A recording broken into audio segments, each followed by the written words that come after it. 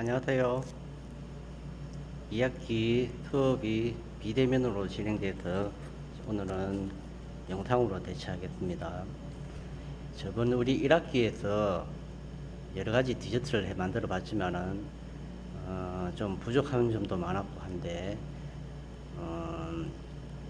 여러분들이 학교에 나와서 준비할 때 중요한 점과 여러 가지를 먼저 얘기하겠습니다. 저번 1학기에 좀 아쉬웠던 점은 제 입장에서 볼 때 너무 일부 학생들은 참 열심히 하고자 하는 점도 있었지만 몇몇 학생들은 좀 성의가 부족한 것 같습니다.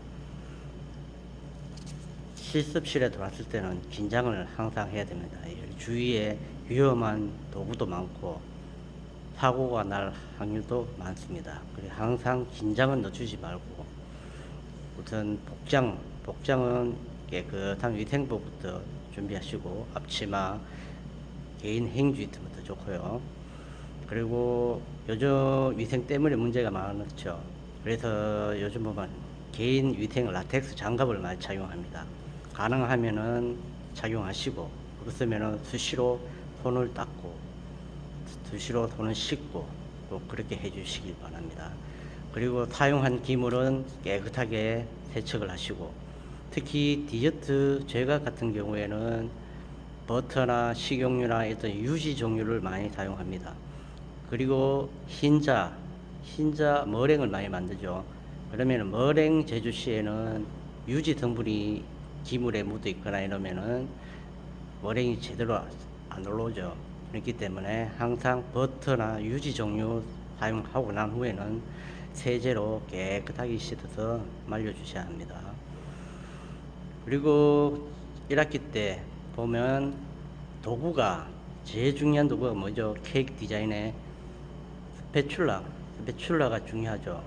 근데 학교에 보니까 스패츌라가 몇 개 없어요. 그러니까 하나로 자꾸 돌려 쓰고 하는 것 같은데 여러분 개인 스패츌라가 다 있는 걸로 알고 있습니다.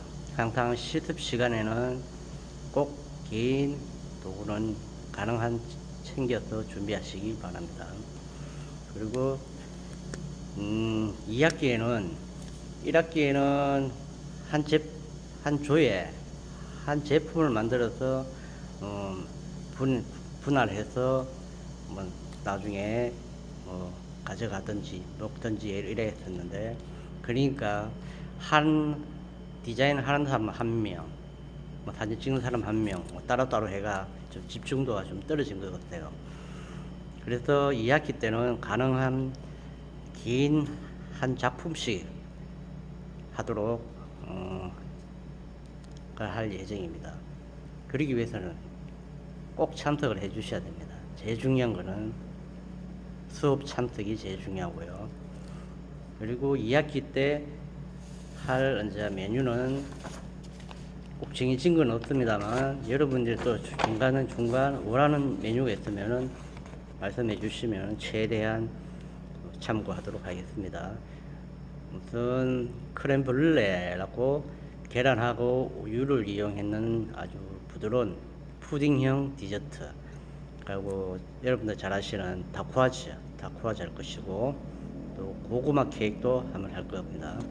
그리고 마들렌 구움 과자 마들렌하고 치즈 케이크도 한번 할 거고 휘낭시에 아시죠? 그리고 타르트 종류, 그리고 파나코타라고 우유하고 생크림을 넣은 이것도 푸딩형 차가운 디저트입니다. 그리고 카사타라고 이탈리아 디저트인데 시실리안 카사타, 그리고 블랙 포레스트 체리를 이용한 초콜릿 케이크죠. 그리고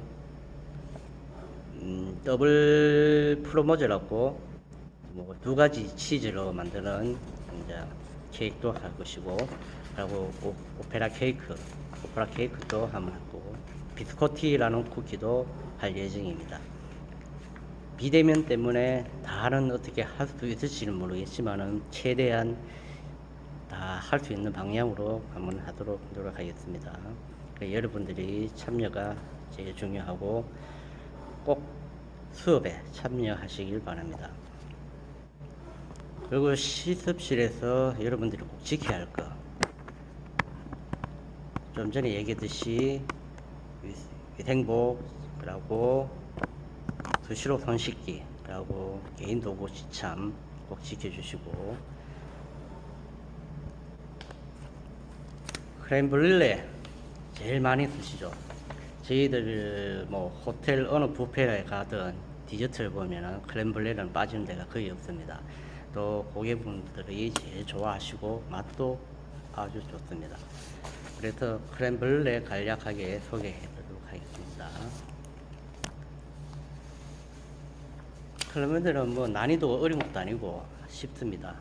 크렘브렐레는 차가운 크림 커스터드 위에 유리처럼 얇고 바삭한 카라멜 토핑을 얹어내는 프랑스 디저트입니다.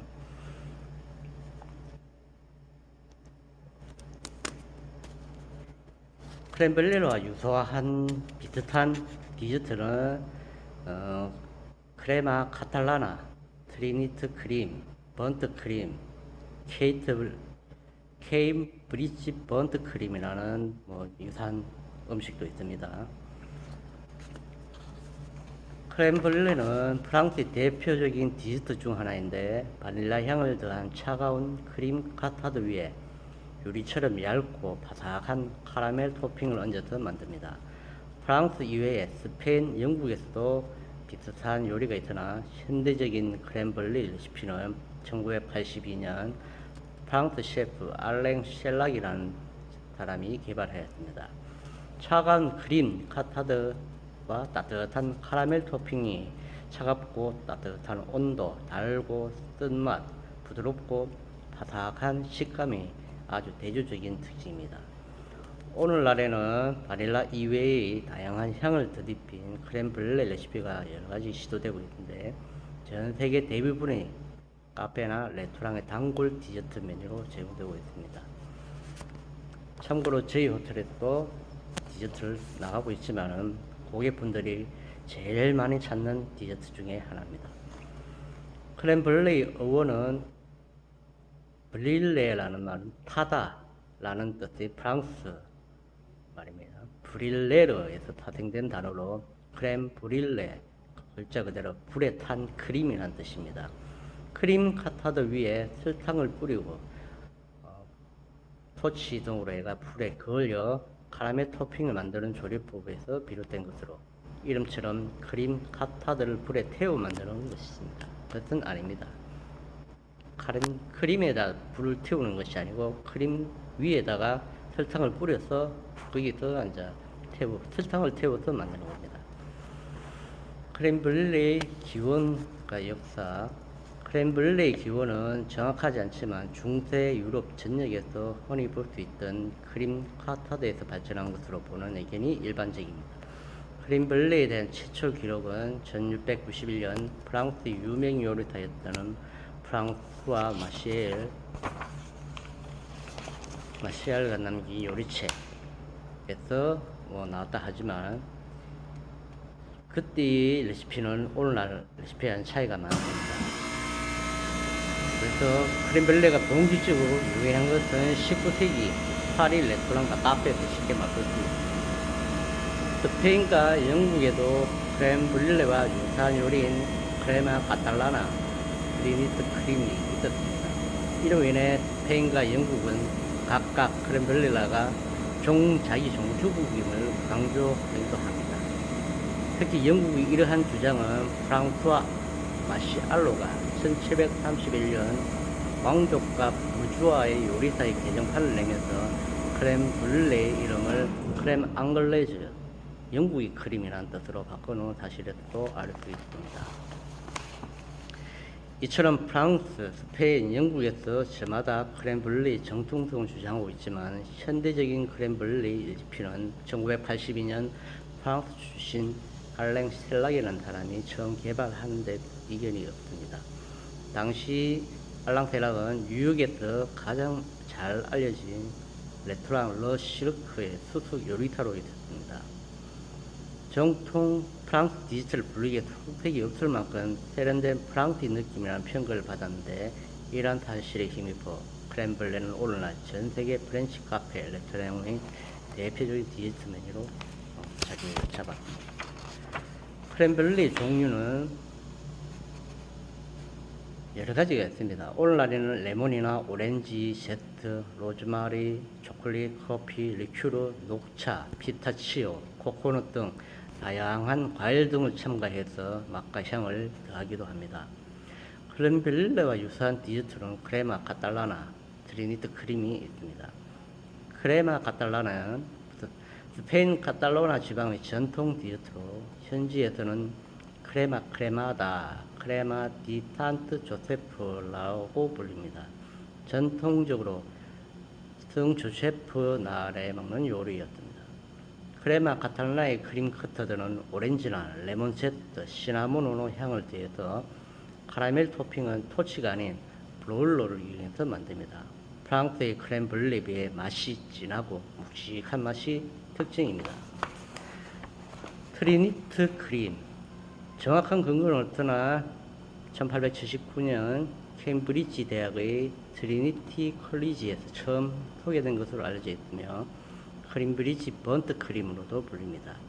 트리니티 컬리지의 한 학생이 학교 식당에 건의한 요리로 먹기 전 크림 카스타드 위에 설탕을 얇게 골고루 뿌리고 주방 전용 토치로 열을 가해 카라멜 토핑을 만듭니다. 이때 카라멜 토핑은 얇고 투명한 막을 형성해야 하며 약간의 검이 생기기도 합니다. 잘 만든 크렘블레의 품질은 카라멜 토핑에 결정된다고 할 정도로 바삭한 식감의 카라멜 토핑을 만드는 것이 무엇보다 중요합니다. 크림 카스타드 위에 올리는 얇은 판마기처럼 생긴 이 카라멜 토핑은 미리 만들어 놓았다가 살짝 얹어내기도 하지만 먹기 전 적색해서 하는 것이 가장 좋습니다. 밑에 수분 때문에 미리 해놓으면 위에 카라멜 다 녹아서 물로 변합니다. 그러면 크렘블레의 진정한 맛을 느낄 수가 없겠죠. 서빙하기 전에 바로 설탕을 뿌려서 토치로 그을려서 카라멜을 만들어서 서빙합니다.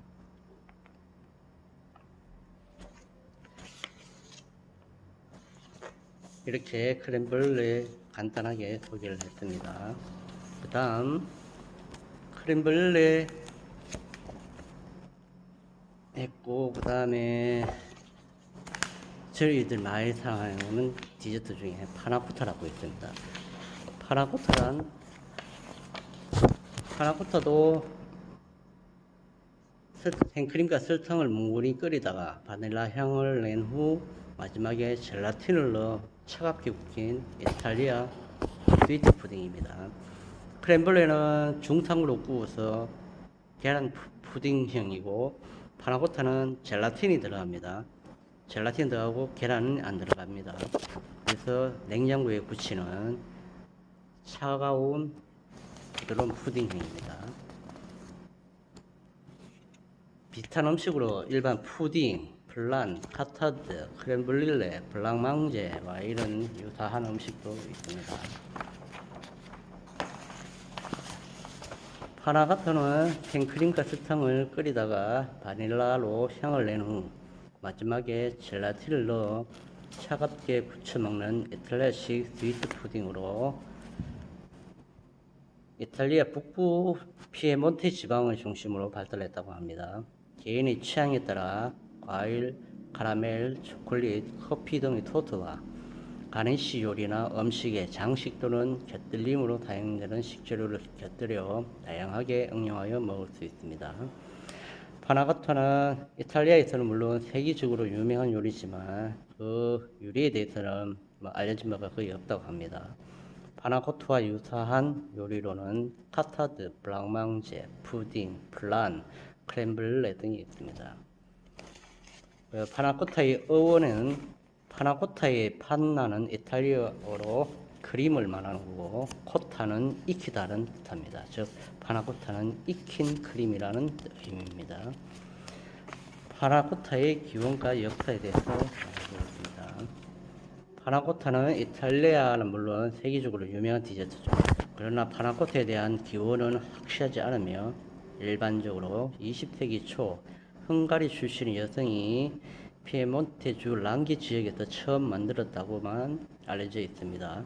다만 2002년 이탈리아 피에몬테주 정부 법령에 따라 피에몬테주 지정 전통 음식으로 지정된 것을 보아 피에몬테주와 관련이 있는 것은 확실해 보인다고 합니다. 또 피에몬테주와 인접한 발레 다우스타의 주에서도 판나코타는 보편적인 디저트라고 합니다.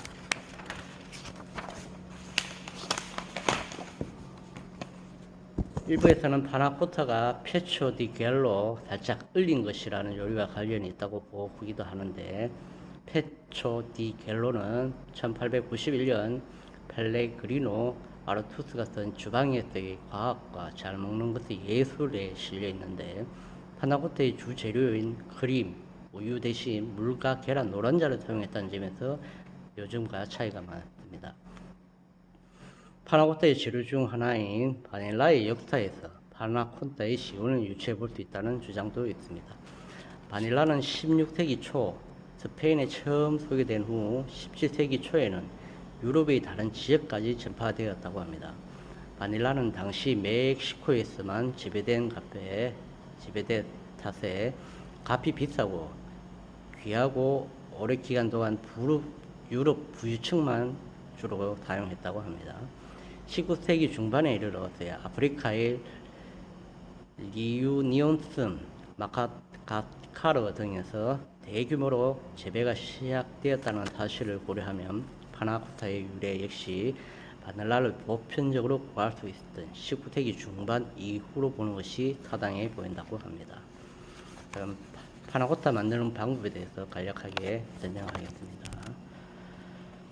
파나코타가 전 세계 이탈리안 레스토랑에서 인기 있는 디저트가 될 수 있었던 이유는 손님들이 즐겨 찾았기 때문이겠지만, 무엇보다 손쉽게 구할 수 있는 재료로 간단히 만들 수 있다는 장점이 있습니다. 우선 젤라틴을 찬물에 녹여두고 생크림, 설탕, 바닐라를 냄비에 넣고 92도에서 은근히 끓입니다. 이때 계속해서 거품기를 잘 저어줘야 합니다. 자작하게 끓으면 냄비를 불에서 내리고 녹여둔 젤라틴을 넣어 잘 섞이도록 합니다. 완성된 파나코타를 틀에 붓고 약 4시간 동안 냉장고에 식힙니다. 주로 유리볼 같은 경우, 작고 예쁜 유리볼 같은 경우에 많이 사용합니다. 피에몬테 주 정부는 파나코타의 오리지널 레시피에서 바닐라 이외에 럼, 마르살라, 와인을 넣어 향미를 더하는 것도 허용하고 있다고 합니다. 과거 젤라틴이 보편화되기 전에는 젤라틴 대신 생선 껍질과 뼈를 녹여 만든 피시글루를 사용했다고 합니다.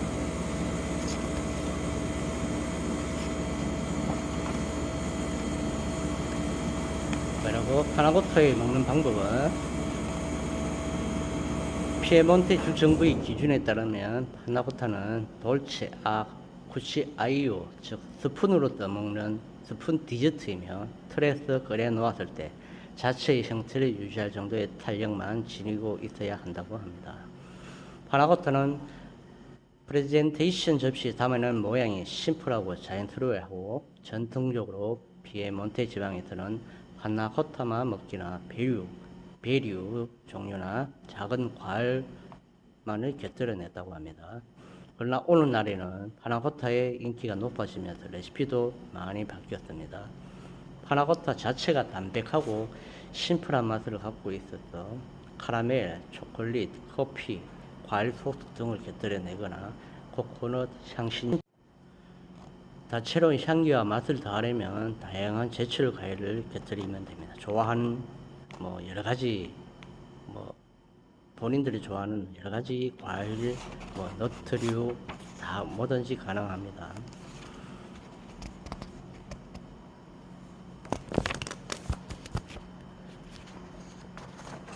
그리고 파나코타와 유사한 디저트에 대해서 설명을 해드리겠습니다. 프랑스를 비롯해 유럽에서는 파나코타와 유사한 디저트를 흔하게 볼 수 있는데요. 대표적인 카타드, 블랑망제, 푸딩, 플란, 크림 블레가 있습니다. 카스타드는 계란 노른자, 설탕, 우유, 생크림으로 만들고 바닐라로 향을 냅니다. 계란 노른자가 내용물을 굳히는 역할을 하고 카스타드 자체를 디저트로 먹기도 하고 다른 디저트 재료로 사용하기도 합니다. 여러분들 카스타드 크림 잘 아시죠? 바로 그것입니다. 블랑망제, 파나코타와 유사하나 우유 혹은 생크림, 설탕을 콘플라워, 옥수수 가루로 굳혀 만들면 전통 레시피는 아몬드로 향을 더한다고 합니다. 프랑스 남부 랑독 지역에서 유래한 것으로 알려져 있다고 합니다.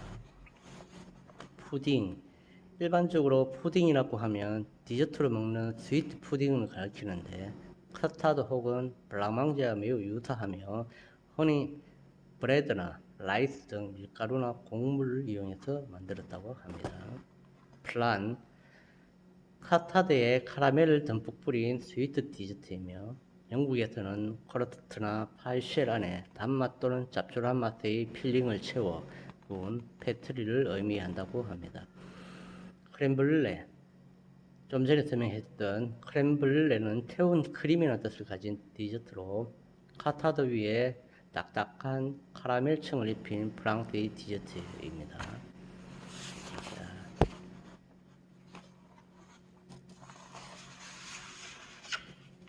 방금 설명했듯이 영상으로서는 무슨 말인지 잘 이해를 못하시면은 요즘 인터넷에 들어가셔서 살펴보시면 찾아보시면 자세하게 나와 있습니다. 그리고 관련 서적 책도 있으니까 참고하시고 그리고 여러분 과제를 하나 내겠습니다.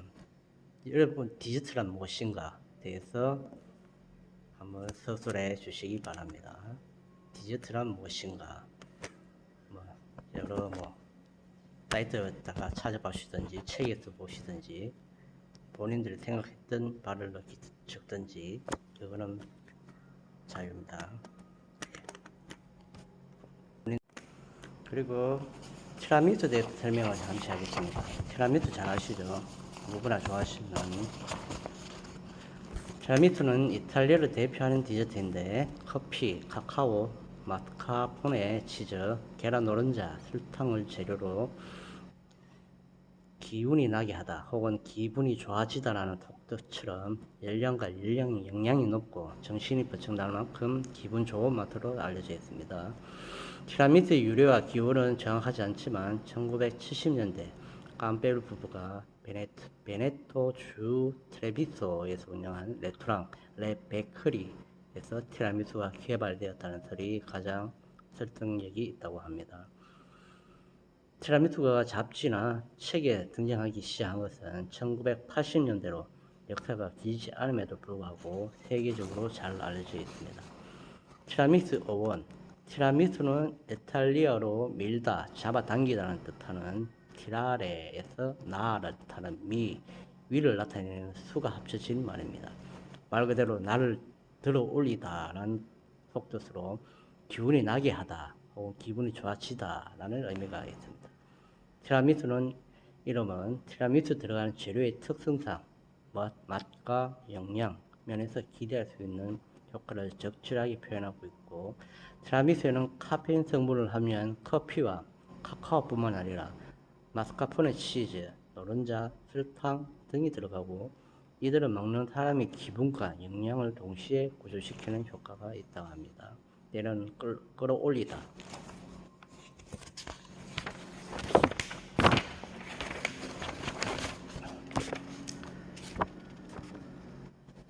이탈리아 베네토 지방의 방언으로는 티라미수라고도 합니다. 티라미수를 누가 언제 만들었는지에 대해서는 아직 정확하게 밝혀진 건 없고 17세기 토스카나의 대공 코시모 3세 데 메디치가 시에나를 방문했을 당시 그를 위해 개발되었다는 설이 있습니다. 당시 이 디저트는 주파델 두카 공자의 수프라 불렸는데 단 것을 좋아하던 대공이 아주 만족해하며 그 레시피를 피렌체로 가지고 갔다고 합니다. 이후에 이웃한 베네토와 베네치아 지방까지 전해졌으며 먹으니 정신이 번쩍 들 만큼 기운이 난다는 의미로 티라미수라는 별칭을 얻었다고 합니다. 하지만 이때 만들어진 것은 티라미수가 아닌 이와 유사한 레이어드 케이크를 재료를 차례로 층층이 쌓아 올려 만든 케이크 일종인 주파 잉글레치일 것이라는 추측도 있습니다. 두 번째로 19세기 중반 피에몬테주의 토리노에서 이탈리아 통일을 위해 고뇌하던 이탈리아 첫 수상이자 미식가인 까밀료 카보로의 원기를 복도화 주고자 개발되었다는 설이 있습니다.